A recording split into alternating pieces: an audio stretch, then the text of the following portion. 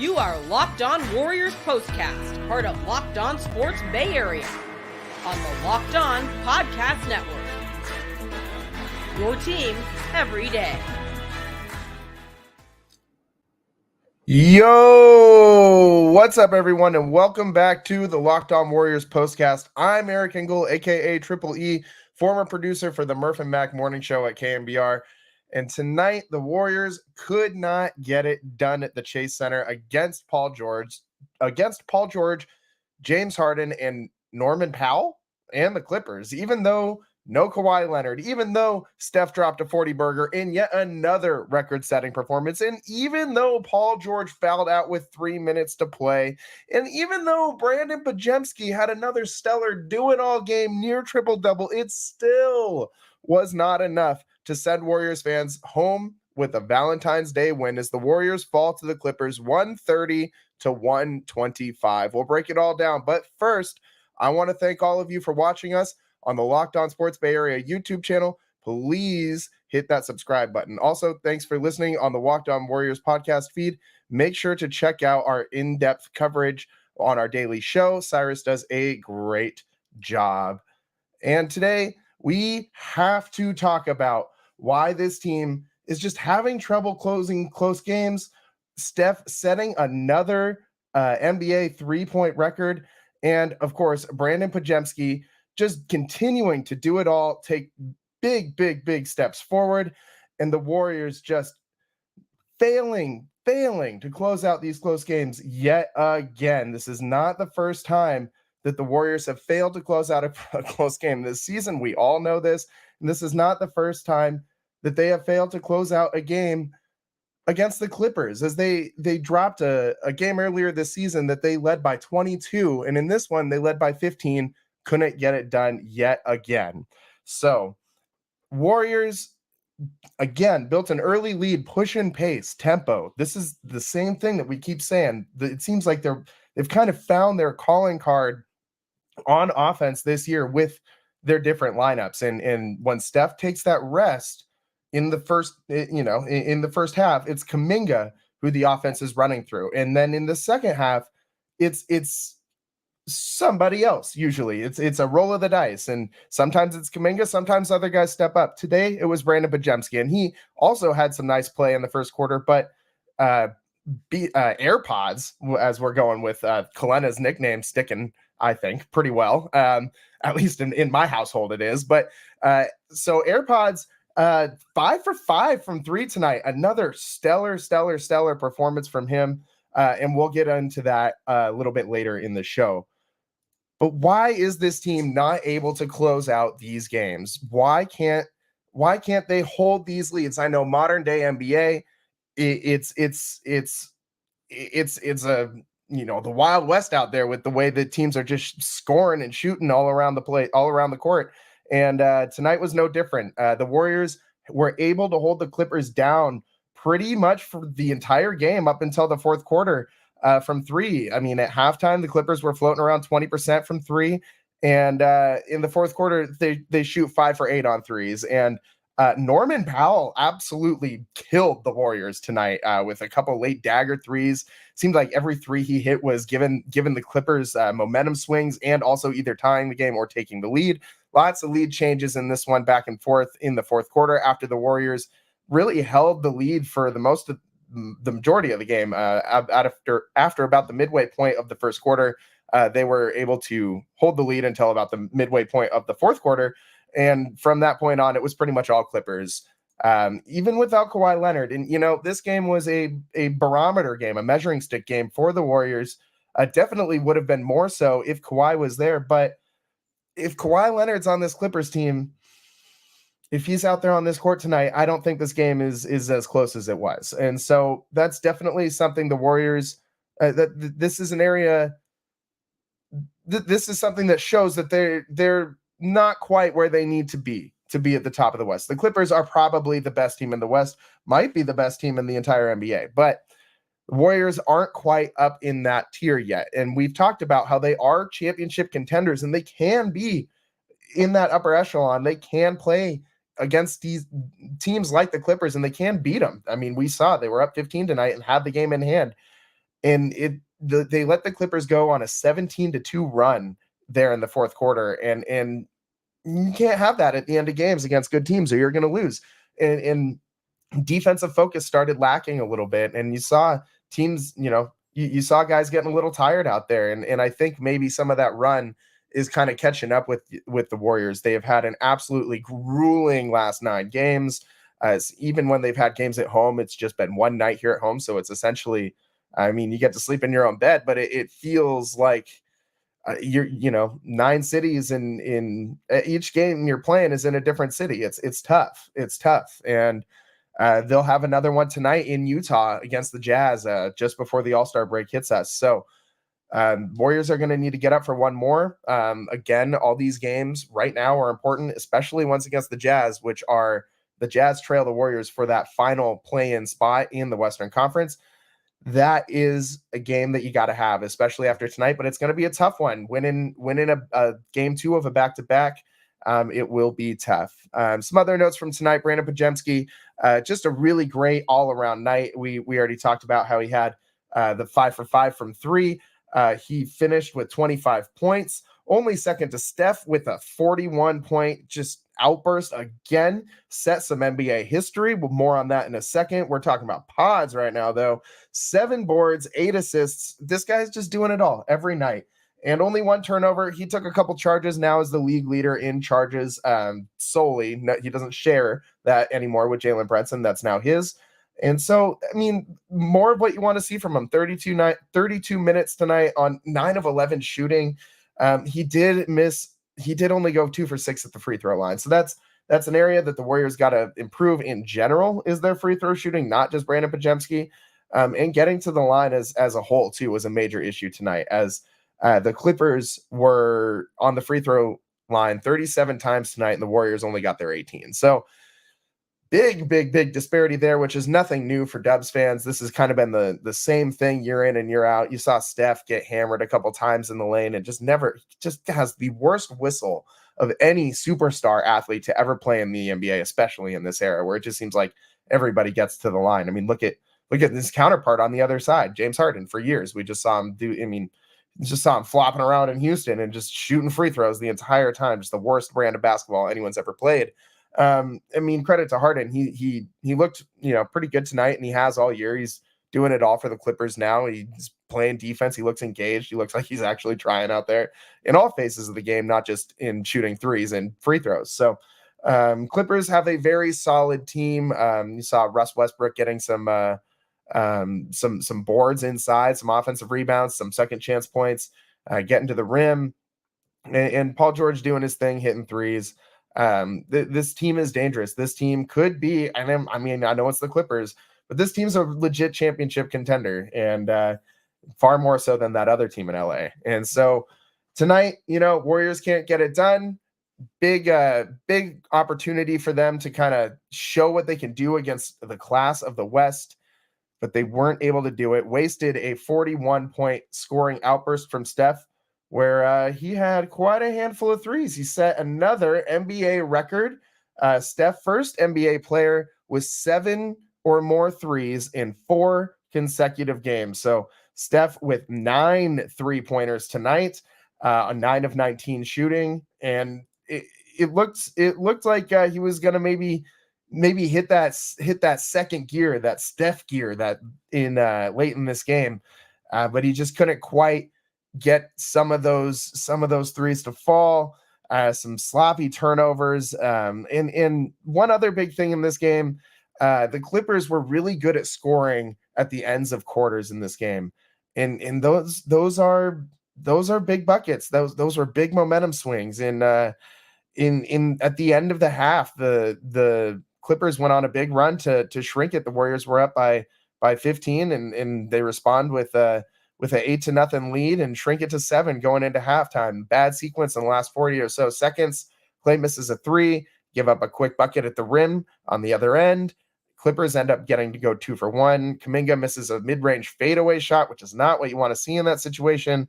Harden hits a 3 and shrinks the Warriors' lead to 7 at the half. And so even that one possession goes different. The end of this game is totally different. So the Warriors are right there, But when Kawhi Leonard is added to the mix for this Clippers team, they're a different animal. So the Warriors just a half step behind where they need to be to compete with a team like the Clippers if they're at full strength. Was not Draymond Green's best game, was not Klay Thompson's best game. And you're going to need those guys to play their best games against teams like this to win. So couldn't get it done tonight. Warriors lose 130-125 to the Clippers, who, as we've been saying all night, are the class of the Western Conference and scored 40 plus in that fourth quarter. Just a tough way to lose, but that's what good teams do. Good teams do. They win in winning time when you have to. And Warriors are just not quite as good as the Clippers right now. We'll see if they can get there by the playoffs, if that's where the Warriors are. If they keep playing the way they are, they'll definitely be in the play-in. So we'll see if the Warriors can get there. We'll be right back on the other side. We're going to talk a little bit more about this monster game from Steph, and we're going to try and figure out why this team has such a hard time closing games. I'm Eric Engel, a.k.a. Triple E, and you are watching the Locked On Warriors postcast on Locked On Sports Bay Area. We will be right back.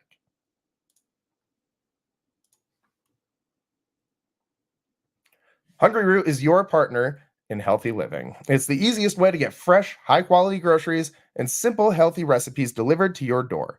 Take a fun, short quiz, and Hungry Root will get to know your personal health goals, what you like to eat, and the kitchen appliances you use. Then, they'll build you a personalized cart with all your grocery needs for the week and give you delicious recipe recommendations to put those groceries to good use. Hungry Root will recommend recipes and groceries based on your personal tastes, but each order is fully customizable. Take their suggestions or choose anything you want. They've got fresh produce, high-quality meat and seafood, pantry staples, healthy snacks, sweets, ready-to-eat meals, and much more.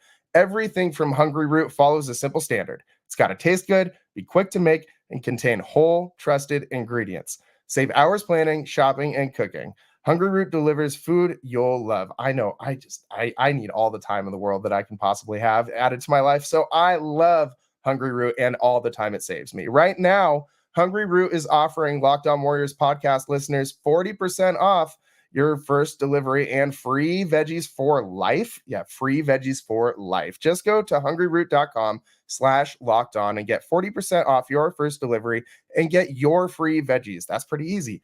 That's hungryroot.com/lockedon. Don't forget to use our link so they know we sent you.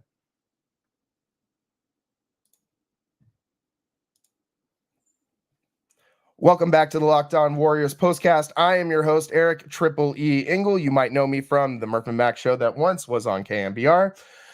And tonight we're trying to figure out why this Warriors team has such a hard time closing games that they lead by massive amounts. And I think tonight is a pretty simple answer. This team is tired after all this run that they've had. We talked a little bit about it on the prior segment, but 9 consecutive games in 9 different cities. That's a grind. It's a grind. And the Warriors need this all-star break. They're an older team, obviously. You know, that the Steph, Klay, Draymond core is not getting any younger. And this break hits right at the perfect time. So the Warriors will look to get rested, rejuvenated. Maybe Klay's going to get out in the ocean. I'm assuming I got to see some Klay on the boat content over the break. I mean, we need to see Rocco out on the bay, right? I mean, if this weather ever stops the rain, it's been pretty rainy here in San Francisco these last couple of weeks. But over the All-Star break, Warriors going to need to continue to find ways to play top-tier defense. You saw tonight they didn't do that through the end of the game. And that's really been what's pushed this team over the top this season so far, especially in this recent run during the win streak when it was still going on. It was snapped tonight, but the Warriors during that streak, ever since really Jonathan Kuminga was inserted into the starting lineup, this team's defensive efficiency rating has been at or near the top of the NBA. And it's really because they have this versatile lineup that can just switch anything and everything. And they have Draymond, they have Andrew Wiggins, and they have John Kuminga, who can all switch onto any player out there. They can guard 1 through 5 and just really switch everything. And sometimes you'll have some centers that'll provide some matchup issues down low. But the way the Warriors have been playing is to kind of run those guys into exhaustion so they can't stay on the court the whole time. And this is not a new strategy for the Warriors. We've seen them do this with the small ball five lineup before in the past, and with back to the Andre Iguodala Warriors, and when Clay was still in his prime physically, and Draymond as well. And so you have all these moving pieces that can all be mixed and matched. And John Kuminga has taken just as big of a step defensively as he has offensively, since he's really become a main staple in this starting lineup. And he needs 30 minutes a night. He'll continue to get them. And I think it's been great to see John take these steps forward. I can't stress enough how great it's been to have him in the starting lineup. It's completely changed the entire complexion of this Warriors team.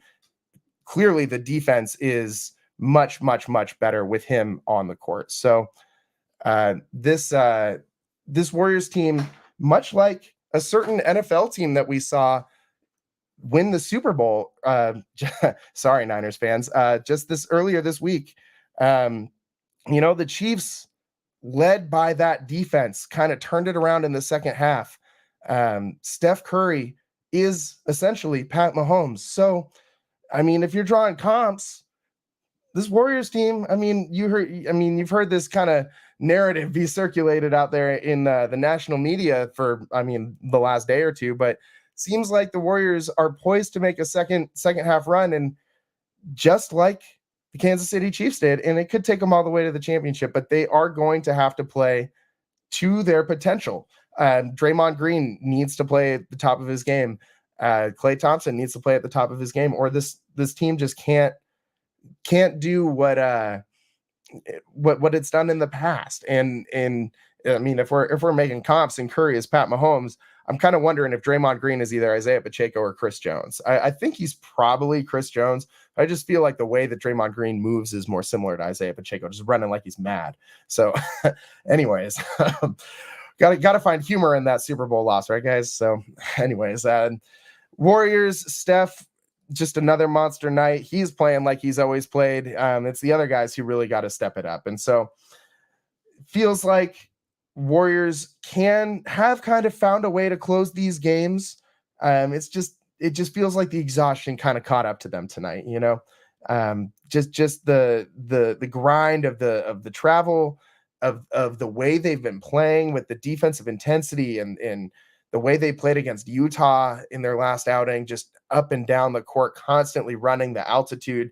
You feel like this game, you feel like the exhaustion just might have just caught up with them, and they'll hit the break, they'll get rested and rejuvenated right at the right time, gear up for the last legs of the season and a playoff push, as they're currently holding down that 10th seed and in the play-in tournament. But I really think that they can catch the Kings.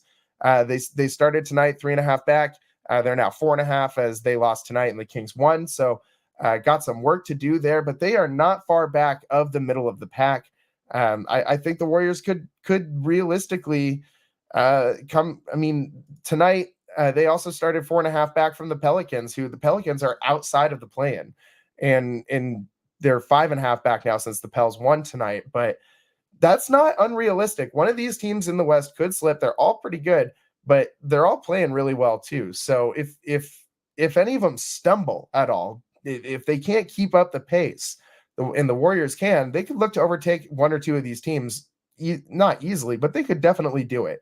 It would be a stretch for them to get out of the play-in, but it's not out of the realm of possibility with Steph, Clay, Draymond, Kuminga, Podziemski taking the steps that he's taken. AirPods, just as we talked about in the prior segment, just absolutely killing it out there. 25 tonight, 5 of 5 from 3, taking a couple charges and owning sole possession of that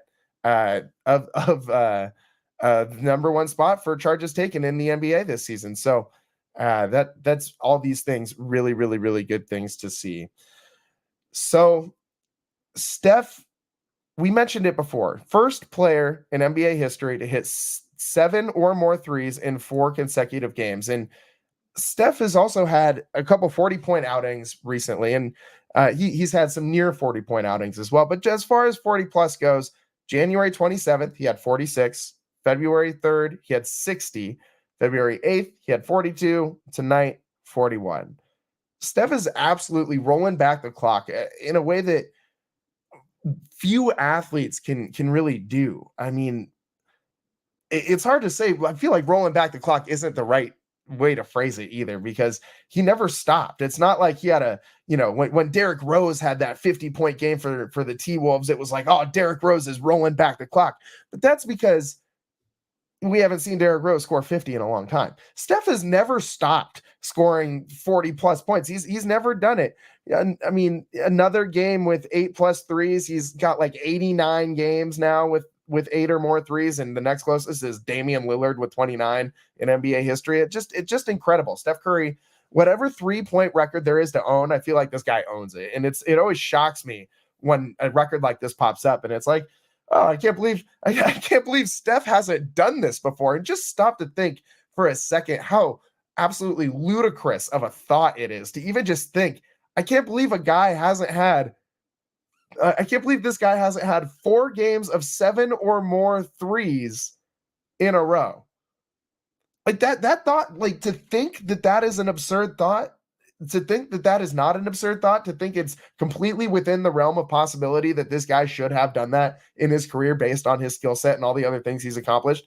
That's wild, man. Like, that's every time something like this happens, it always just kind of, it's like a humility check, it's just a moment to appreciate the greatness of Steph. I mean, still all these years later, just filling Dubs fans with joy. Even, this is something that's so fun to point to, even in a loss. Like, Steph is just, he's remarkable. I run out of words to describe this guy because we're constantly gushing about him. And it seems like since we've started our postcast show, Steph's just been on a tear. So, maybe Steph's just a big fan of the Locked On Warriors postcast. I mean, that's it's got to be just based on logical deduction. So Steph, again, 41 tonight. He had 9 3-pointers, just a waste of a 40 burger by the Warriors. Although I feel like they didn't lose this game. They more just got beat by the Clippers. They were tired, lack of rest caught up to them, all the travel, and the Clippers weren't going to be held down from 3-point land for the entire night as they finally caught fire and finished the season 5 of 8 from 3. The mark for the Clippers, I thought going into the game, was hold them below 45% from 3. You had to do that because on the season, when they hit 45% from 3 or higher, they are 14-0. Tonight, the Warriors did hit that mark. They held them below 35% shooting from 3, actually, but they got it when it mattered most. And just Warriors couldn't respond. Steph hit some threes. You saw Podziemski with the chance to snare that rebound right at the last minute there, but he just couldn't haul it in. So tough one to lose, but you're going to just get beat by some good teams, and that's what happens. It's a long NBA season. Try to rebound tomorrow night against the Jazz going into the All-Star break.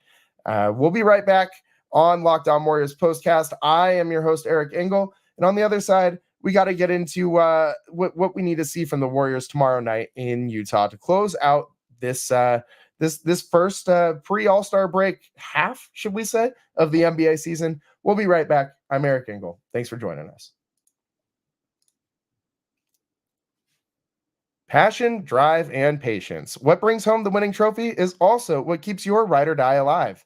eBay Motors has everything you need to maintain your vehicle and level it up to peak performance. From superchargers, roof racks, exhaust kits, LED headlights, and more. Whether you're into speed, power, or style, eBay Motors has got you covered. With over 122 million parts for your number one ride or die, you'll always find exactly what you're looking for. And with eBay Guaranteed Fit, your part is guaranteed to fit your ride every time or your money back. Because with eBay Motors, you're burning rubber, not cash. With all the parts you need at the prices you want, it's easy to turn your car into the MVP and bring home that win. Keep your ride or die alive, especially at ebaymotors.com. Eligible items only. Exclusions apply. eBay Motors Guaranteed Fit, only available to U.S. customers.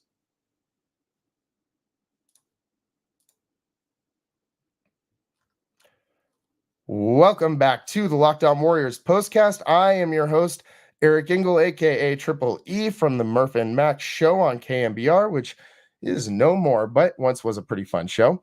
And we're breaking down this Warriors 130-125 loss to the Clippers tonight. And like we said earlier, it just feels like the Warriors were a little exhausted, frankly, coming into this one. It's been a run. It's been a lot of close games. The Warriors lose yet another crunch time game, but this one just feels different. This one really did just feel a little different. It wasn't the Warriors just making bad turnovers, taking bad shots. You saw a couple layups not fall. You saw Steph not get a couple calls in the lane.